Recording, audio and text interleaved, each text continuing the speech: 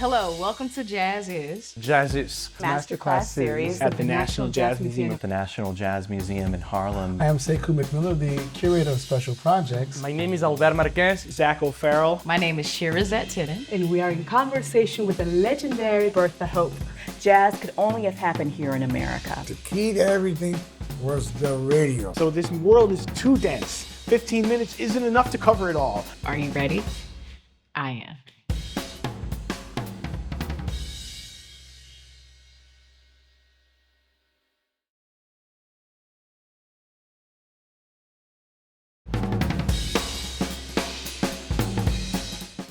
The group that Max Roach was putting together, which was a phenomenal jazz group, and I was privileged to hear them. Welcome to Jazz Is, Masterclass series of the National Jazz Museum in Harlem. I'm Talia Castro Pozo, and we are in conversation with the legendary pianist and arranger, Bertha Hope. Wonderful to meet you, Bertha. Thank you. We are very, very excited to hear about your early years growing up in Los Angeles. What was it like? Well, I came from a musical family, so music was in the house all of the time, pretty much. We had a Philco radio, table model radio. We all used to sit around and listen, especially on Saturdays. We listened to all kinds of music. The Met Opera from New York every Saturday, and all of the popular music that was happening at the time. So we listened to that. Plus, my father was a baritone singer who had traveled all over the world with a group, the Southern Syncopated Orchestra, and my mother was a dancer. So there was a lot of music in the house from the time, as early as I can remember. And my earliest remembrance is maybe about 5. But at 3, I picked out Brahms' Lullaby on our piano. And that's when my parents understood that I might have a gift. Are you an only child? Do you have siblings? No, I have an older sister. She's 8 years older. And I have a brother who is 2 years younger. We all sang together. And my brother ended up playing flute and trumpet. My sister joined several choruses. Of course. And they all had wonderful musical experiences. And just growing up in Los Angeles at that point, there was a great music program in the public schools. So from the 6th grade on, there was always music in the curriculum. And by 7th grade, I was in the instrument class learning how to play clarinet and violin. During those times, young girls were not invited to play any horns beyond flute or the clarinet. You could play flute as a woodwind or clarinet. No saxophones. Huh. No. Not for the girls? For the girls. Huh. So I think when I met a woman playing saxophone, I knew she must have had some other insights into how to be able to do that. And I met one woman whose name was Vi Red, who was playing saxophone. And her aunt was a major music teacher in the city system. So I think that's how she was able to pick saxophone and play it. But it was very segregated experience. Very different times. Very, very different times. I'm so happy to see women today with playing saxophone, trombone, playing all of the instruments and being accepted. Absolutely.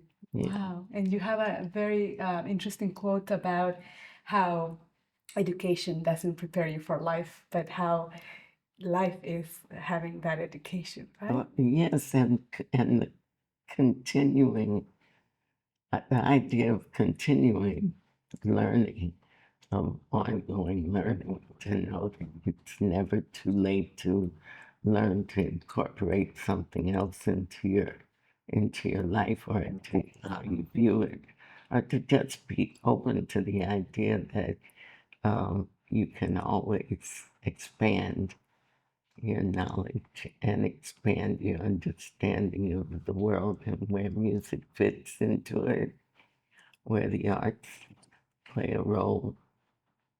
You're very well known for your improvisational skills, but back then, were you studying classical piano, or what kind of music were you interested in studying? I was first studying classical music. There wasn't much instruction for jazz improvisation. But my first leanings were toward classical music, and I took lessons from the time I was about 7 till I was 14, I think about. And then that's just about the time that I started to hear other means, other ways to use all of those notes and rhythms. And that was when my jazz orientation started. Wow. Wow. So you were influenced, would you say, by the times? My jazz education started with listening to records. That was really pretty much the avenue. And in junior high school, I made friends with 2 other people who were interested in jazz. It turns out one of them was Billy Higgins, who's a well-known drummer. Now he's passed away, but he certainly had quite a reputation as a drummer. And the other was a graphic artist, and we used to bring our records of very few. We saved up money in order to buy a record, and then we would pass it around.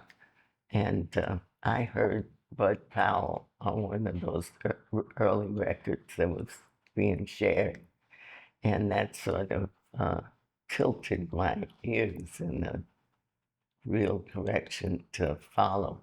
Because so much improvisation obviously was a big part of your natural skill, I suppose.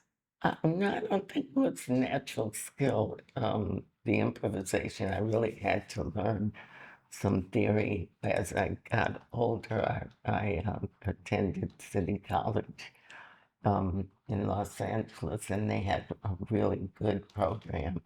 And I met Eric Dolphy was one of my neighbors, and he's quite made quite an impact in the jazz community. So we used to go to our classes together, and at that time he had a studio in his apartment rather, and he invited Max Roach and Clifford Brown and the group that Max Roach was putting together, which was a phenomenal jazz group. And I was privileged to hear them rehearse for maybe a good length of time, because it was through them that I met Richard Powell, who was Bud Powell's brother, and Bud Powell was the person whose music I was being influenced by. So I had an opportunity to take private lessons from Richard while that band was rehearsing in Eric's house. So it was kind of an eclectic coming together. What a magical session to be a part of. Yeah, it was to just be there and listen and learn and watch how dedicated they were to their art and how dedicated they were to perfection. So we would get out of class maybe about 3. It took about a half hour to get there. So it's, let's say from 3:30 to 11. This rehearsal went on. I mean, it was just amazing. And I say this all the time that when they were finished, they just sort of collapsed. You know, sometimes Clifford Brown would just put the trumpet across his lap and fall back in the chair and sleep. It was really something to watch that band work the way they did.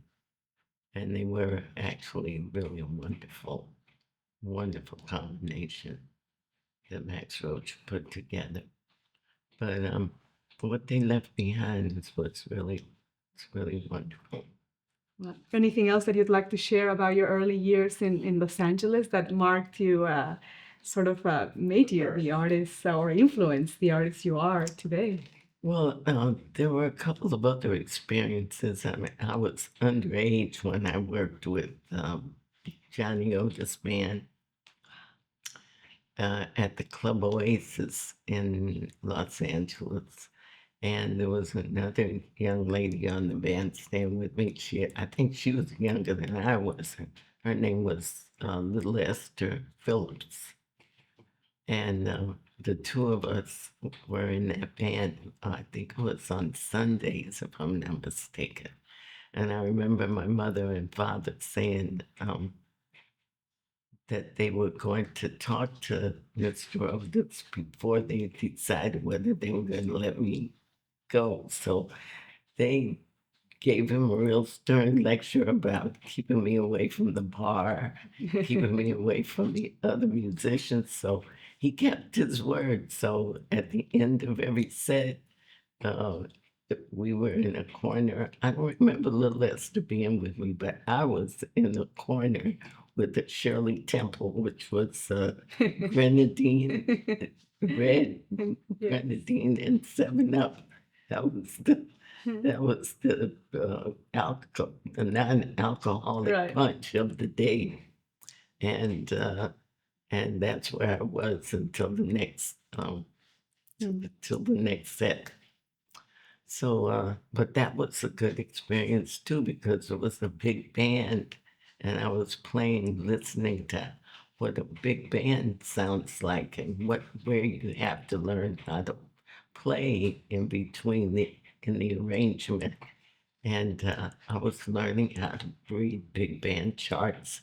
So it was a fulfilling experience for me. I think that's the other highlight of the early years that comes to mind right now.